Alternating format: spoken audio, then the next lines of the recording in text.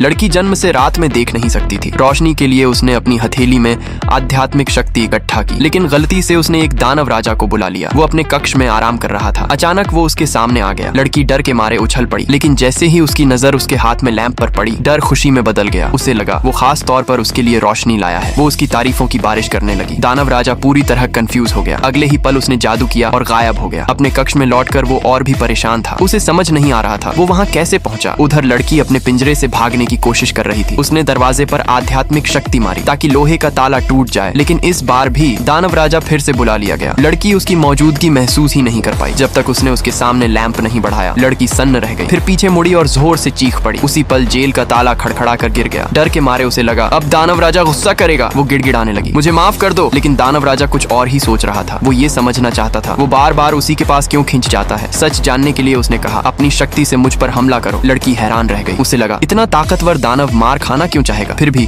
उसने आज्ञा मानी और उस पर आध्यात्मिक शक्ति चलाई। अगले ही पल दोनों के माथे पर बने निशान तेज चमक उठे। दानव राजा खुद को रोक नहीं पाया। वो उसकी ओर झपट पड़ा। तभी सच सामने आया। वो निशान दोनों को एक दूसरे से बांध चुके थे, एक अजीब आकर्षण से। दानव राजा ने चेतावनी दी, अब अपनी शक्ति कभी इस्तेमाल मत करना। लड़की आखिरकार जेल से भाग निकली, लेकिन वापस जाकर दानव राजा और भी गुस्से में था। उसे जुड़ना नफरत भरा लग रहा था। उसने शक्ति बढ़ाई ताकि बंधन तोड़ सके, लेकिन अगले ही पल वो फिर से उसी के पास खींच लिया गया। इस बार दानव राजा समझ गया अब वो लापरवाही कभी नहीं करेगा। अगर पार्ट 2 देखना है तो कमेंट में पार्ट 2 जरूर लिखो।